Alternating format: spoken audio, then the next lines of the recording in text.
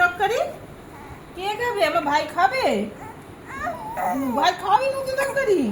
হ্যাঁ বানাবো তো। একটা ঠ্যাং দেবো, লেগ পিস দেবো তোমাকে। তুমি খাবে তো? খাবে? মাংস খাবে? হাতটা ঘাড়ের ওপর ঠ্যাং ফেলে খাবে? হ্যাঁ হ্যাঁ। কে খাবে? হ্যাঁ কে খাবে মাংস? পরোটা মাংস খাবে না লুচি মাংস খাবে না ভাত খাবে? দুটো ভাত খেতেই হবে আমাদের। কালকে ভাত খাবো না সারাদিন। এখন রাতে ভাত না খেলে হবে বলো? দুটো ভাত খেতে হবে আমাদের। তোমরা পরোটা খেও। বাপ জেঠু তুমি পরোটা খাবে না রুটি খাবে? না কি রুটি খাবে না? জেঠুর মতন পরোটা খাবে? কোলে ওঠার ধান্দা হচ্ছে এখন। কোলে ওঠার ধান্দা হবে না এখন। মায়ের সাথে বসে থাকো। আমি ঘুগনি বানাবো, রুটি করব।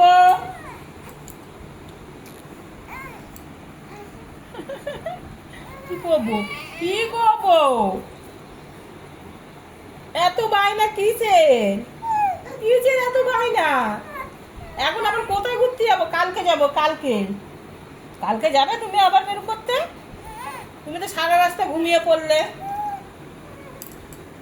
কে ঘুমিয়েছে সারা রাস্তা? ওর মেয়ে কি সুন্দর নিয়ে নিয়ে ঘুরলো বলো সারা রাস্তা। হ্যাঁ ওই দিদিটা তোমার কোলে নিয়ে ঘুরেছে। দিদিটা ভালো লেগেছে না? দিদিটা কি সুন্দর নিয়ে নিয়ে ঘুরছে সারা রাস্তা। বলছে হ্যাঁ। দিদিটাকে কালকে আবার দেখে নেবে, নিয়ে ঘুরবে। হ্যাঁ দিদিটা তো থাকবে কি? আমার পেছনে আরেকটা দিদিটার লোক নিয়ে এসছে, কি করে থাকবে? হ্যাঁ এ আমার তরকারি পুড়ে যাবে, দাঁড়া। চলে যাচ্ছ? ও মায়ার মুখ নিয়ে বলছে নে। কোথায় গেল